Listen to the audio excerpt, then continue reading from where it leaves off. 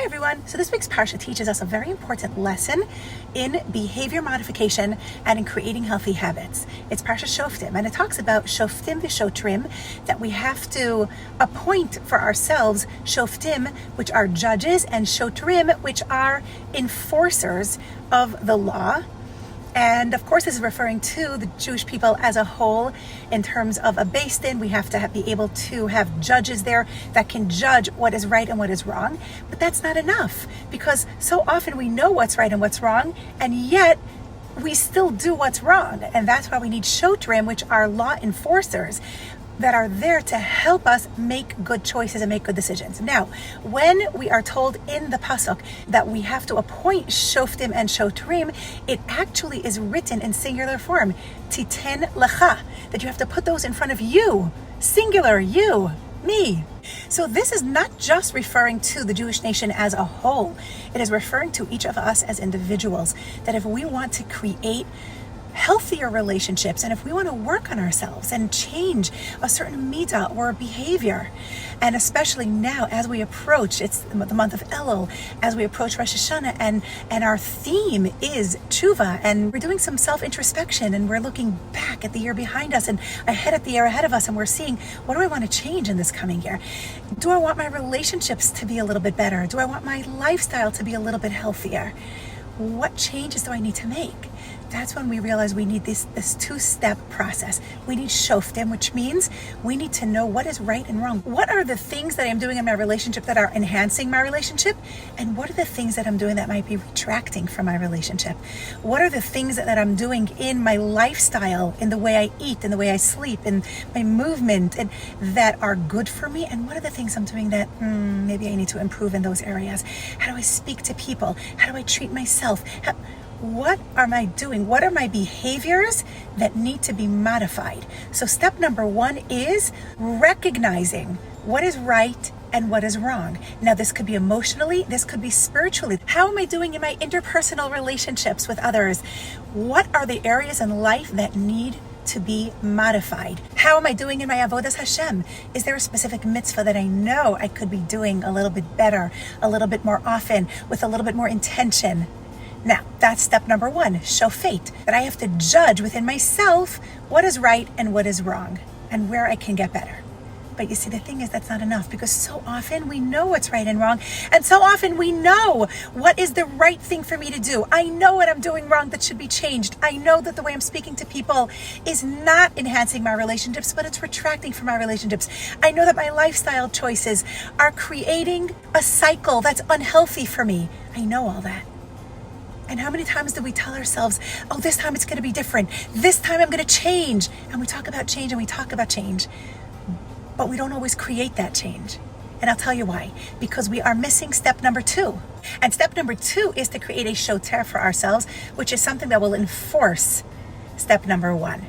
Because yes, I know, but I don't always do it. Sometimes I have a desire that just kind of overrides my knowledge between right and wrong. So what could help me create that change that is needed in my life? And that is through creating a proper structure, a proper system that is going to help me create that change. Because a goal without a plan is just a wish.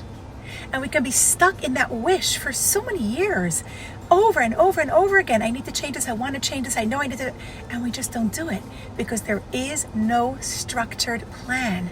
Now, a shoter in modern day translation actually means a police officer. And if you think about law enforcement, not only are they there for when somebody commits a crime, but just the presence of knowing that there is law enforcement actually prevents a person from committing the crime in the first place.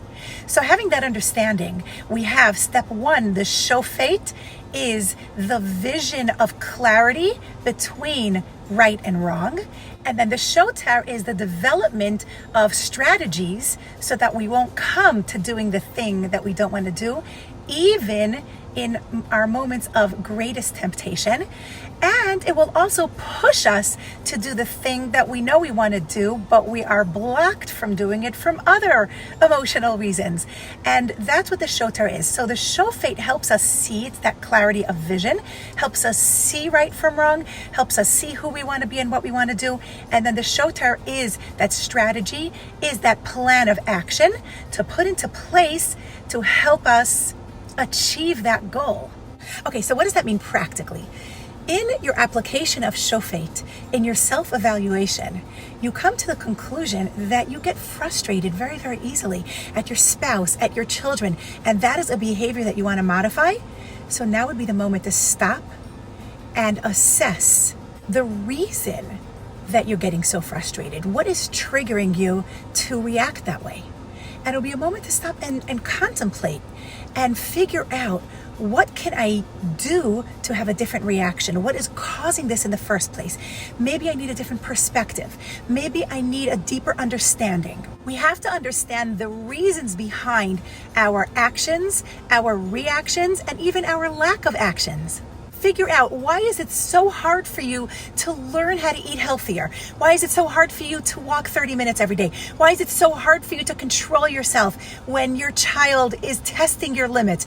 Why is it so hard for you to practice non-reaction? Whatever the struggle is in your life, we have to stop and figure out, why is it so difficult for me to do this? Why is it so hard for me to do a specific mitzvah that I know I should be doing? Why do I struggle with it so badly? This is the time to evaluate all of that.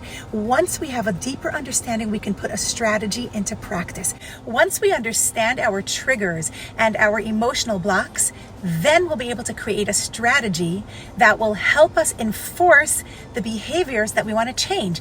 And that includes setting a goal and then breaking down that goal into smaller practical milestones, creating a plan and being consistent with that plan, using positive reinforcement, building a support system, practicing self-compassion. There are so many steps that you can do to create that strategy. But what we need to understand is that we need step 1 and we need step 2. We need a shofet. We need to have that clarity of vision as to what is right, what's wrong, what is working for me, what's not working for me, what needs to change in my life.